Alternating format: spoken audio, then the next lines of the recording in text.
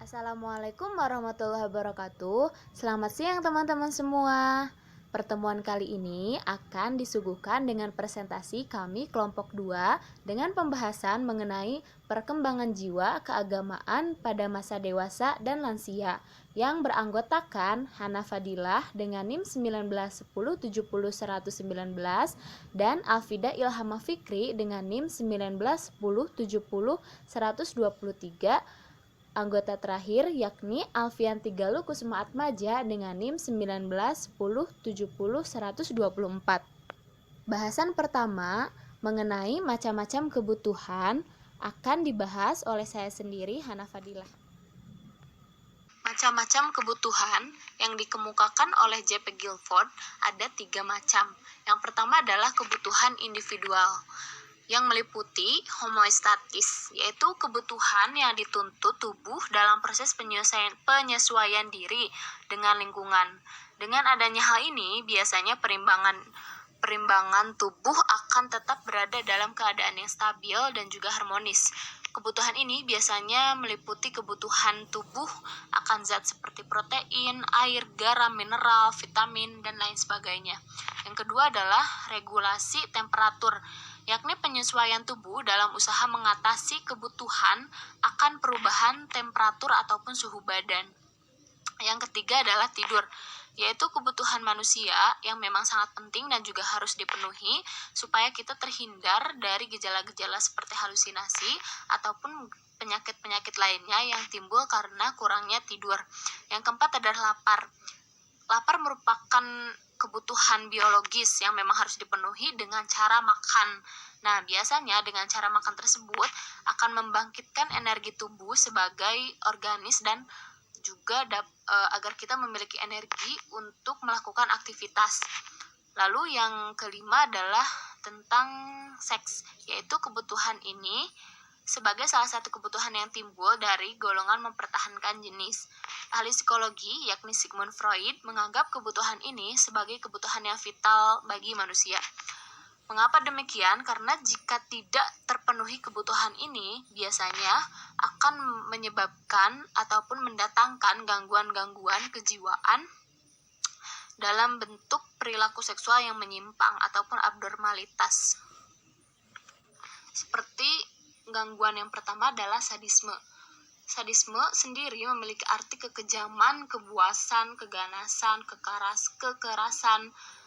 Dengan hal tersebut, kita mendapatkan kepuasan dari yang diperoleh dari cara menyakiti orang lain.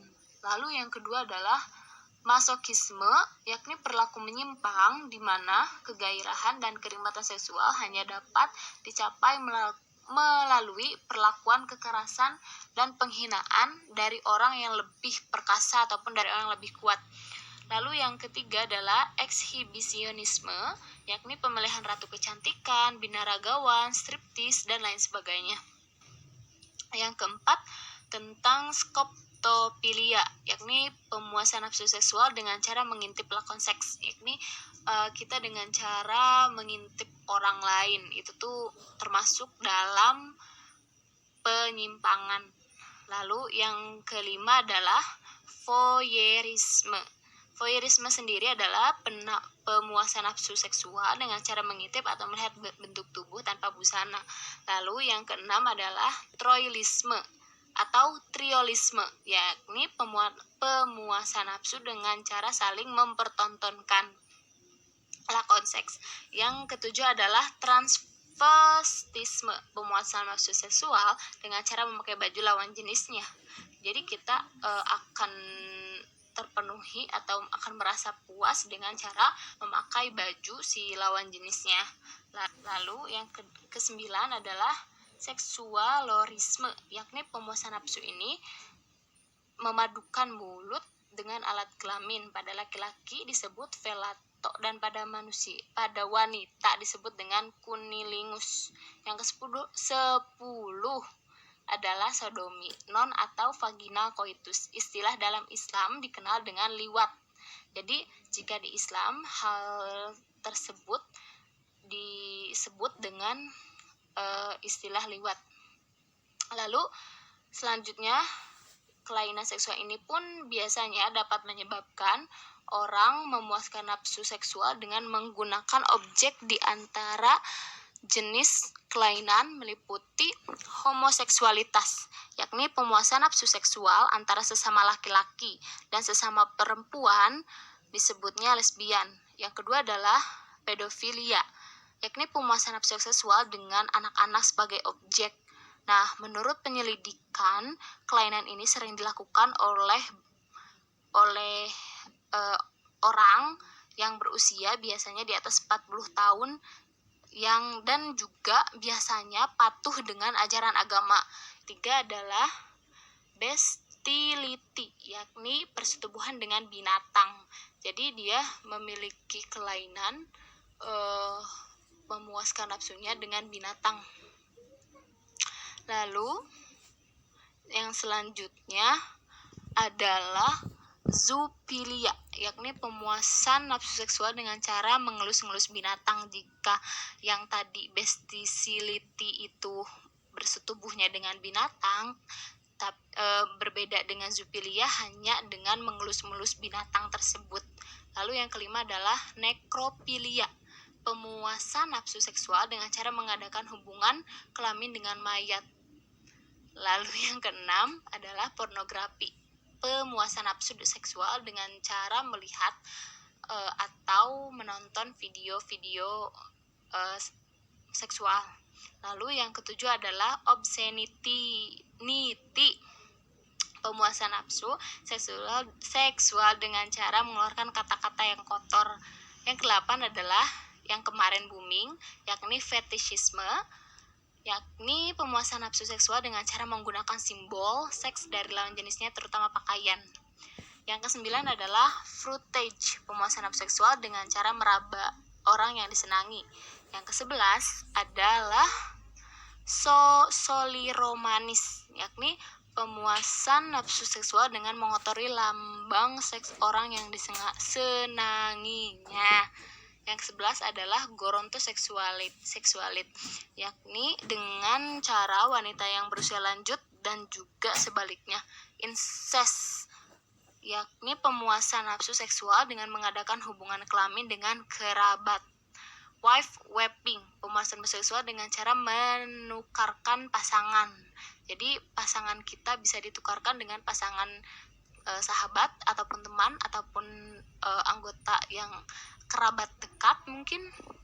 Yang ke-14 adalah misofilia, pemuasan nafsu ini juga menggunakan benda kotor karena menganggapnya sebagai hal kotor dan dosa. Yang terakhir adalah masturbasi, pemuasan nafsu seksual dengan zina tangan.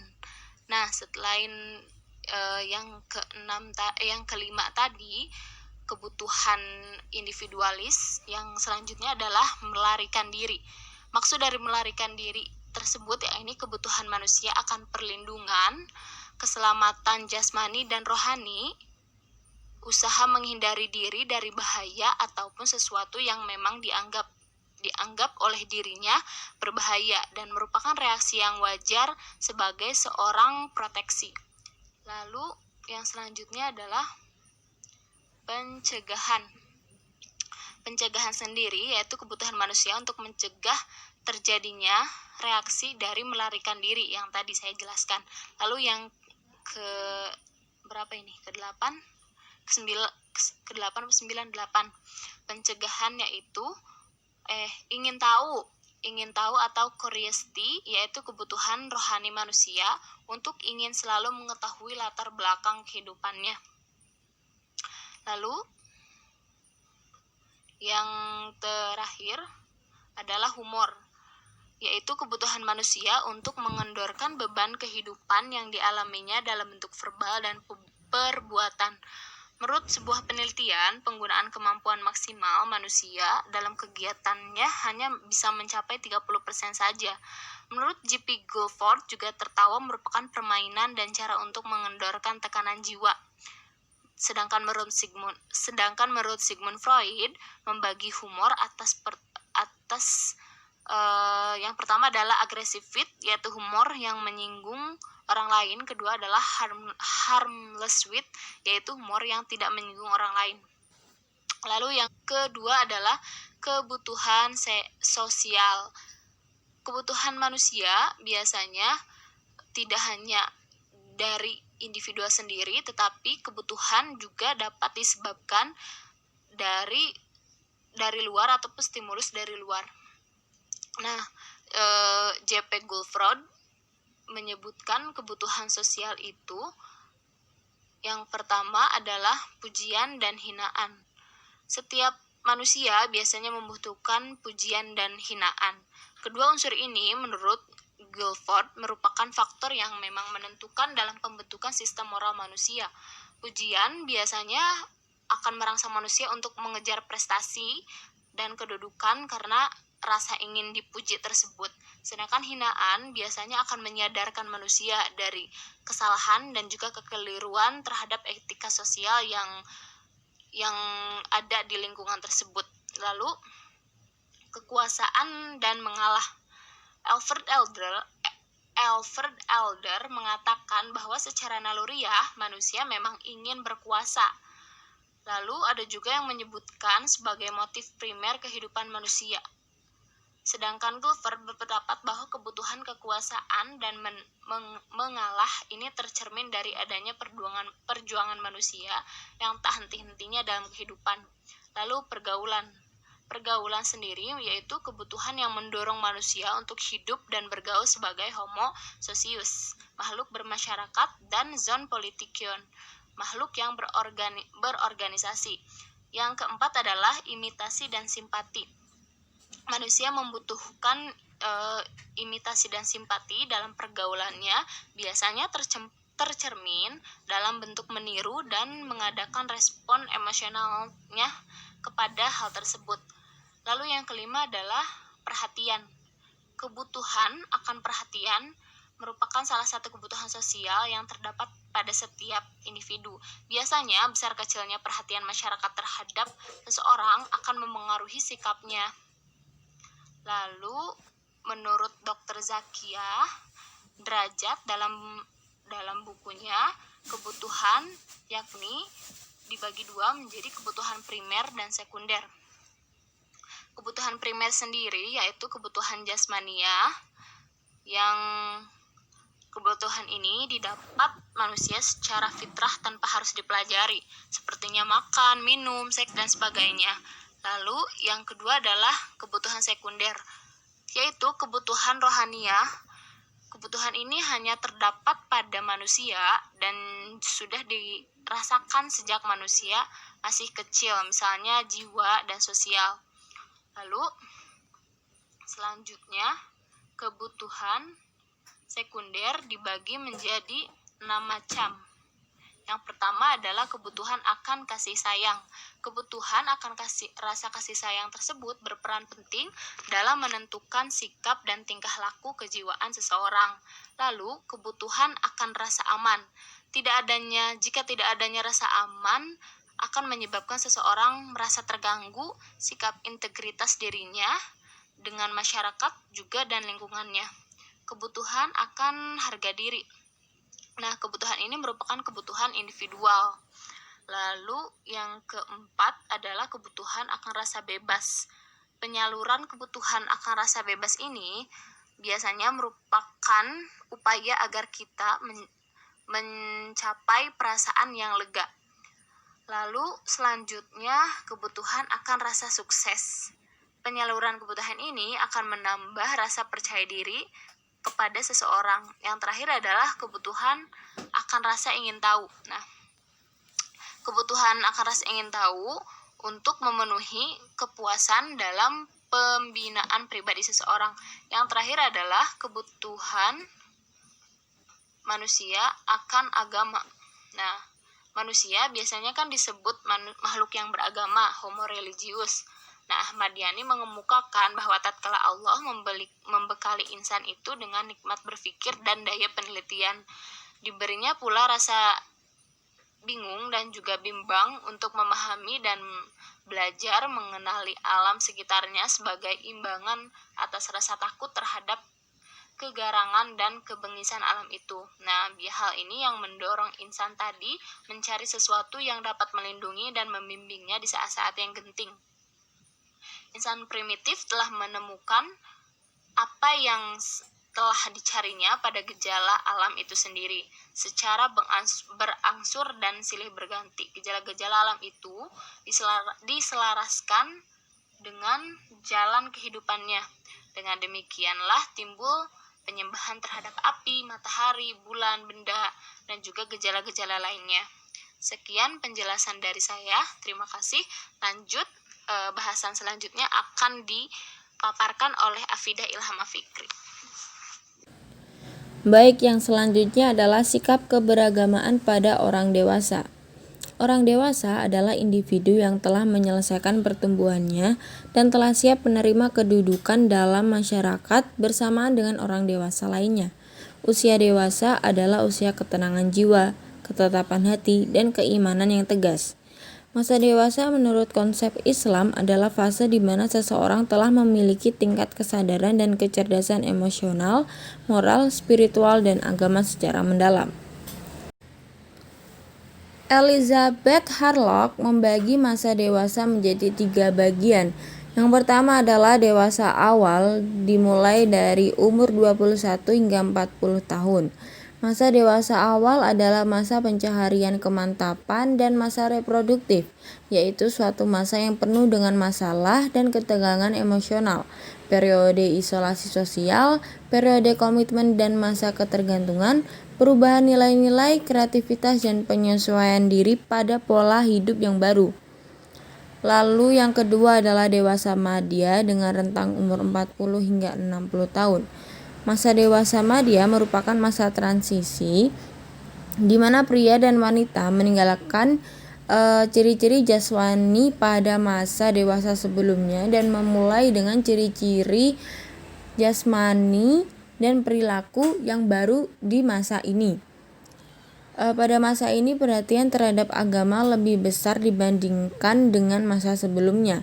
Dan terkadang minat dan perhatiannya terhadap agama ini dilandasi oleh kebutuhan pribadi dan sosial.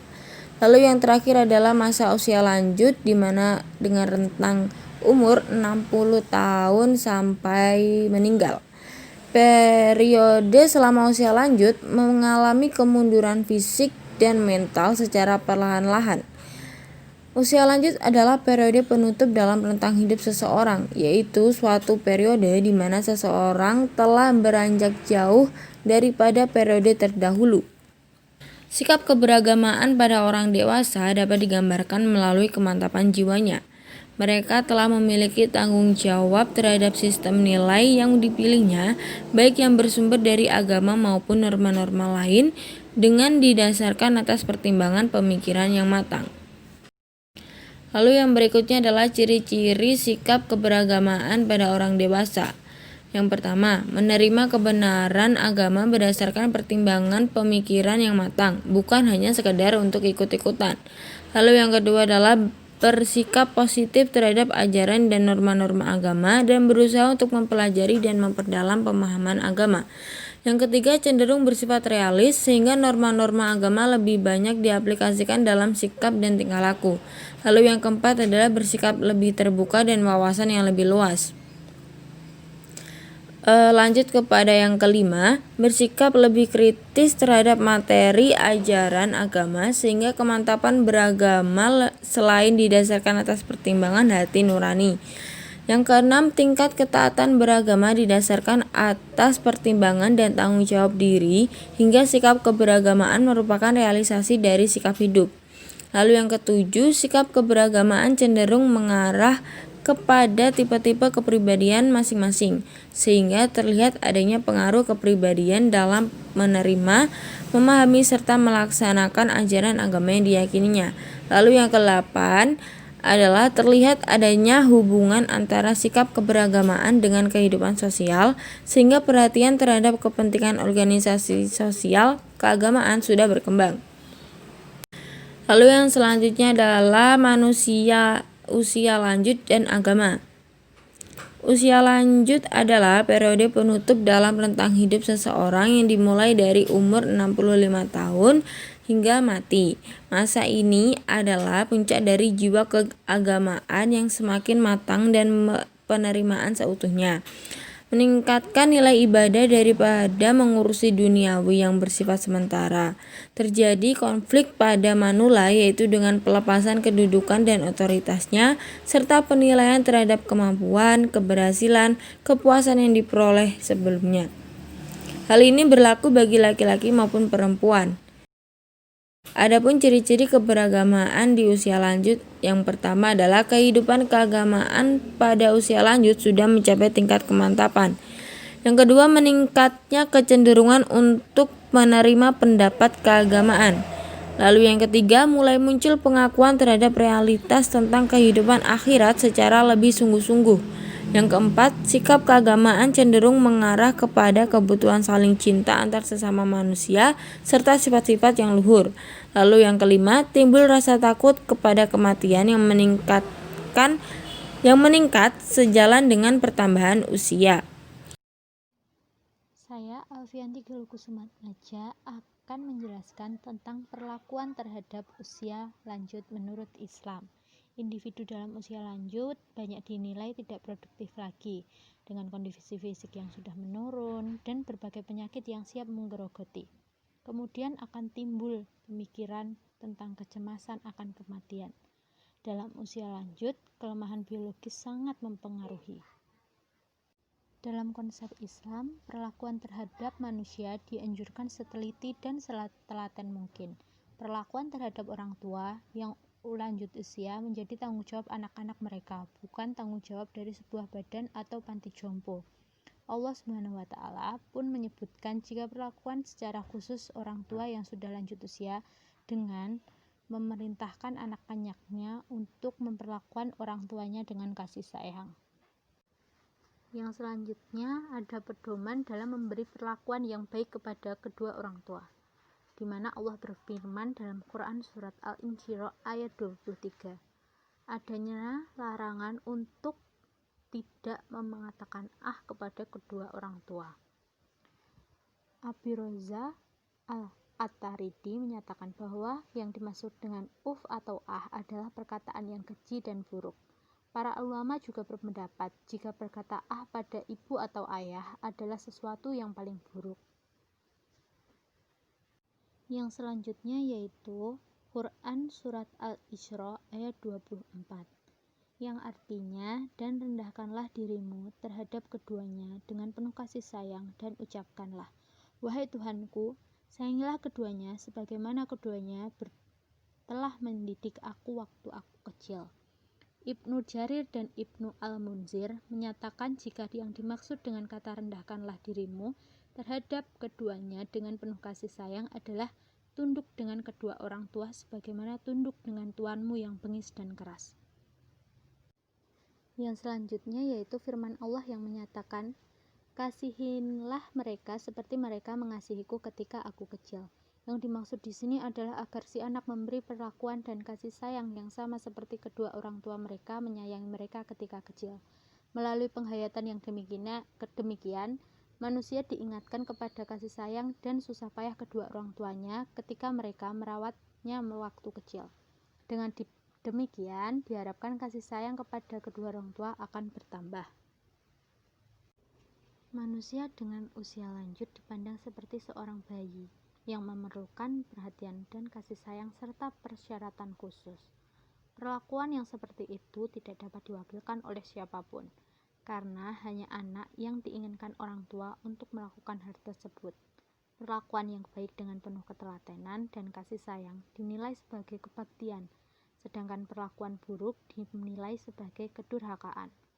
Perlakuan baik dengan orang tua dalam Islam bisa dikatakan sebagai kewajiban beragama, dan sungguh tercela bagi orang-orang yang menitipkan mereka ke panti jompo. Terima kasih kepada Afidah dan juga Galuh yang telah mempresentasikan pembahasannya masing-masing. Sekian pembahasan dari kelompok kami. Mohon maaf bila terjadi banyak kesalahan, baik dari segi pemaparan materi ataupun kami sebagai penyampai materi. Mungkin karena pembahasan telah selesai, kita akan pindah ke WhatsApp group apabila teman-teman ada yang ingin dipertanyakan. Terima kasih kepada teman-teman yang telah mendengarkan dengan baik dan juga memperhatikan dengan baik bahasan kami kali ini. Terima kasih. Wassalamualaikum warahmatullahi wabarakatuh.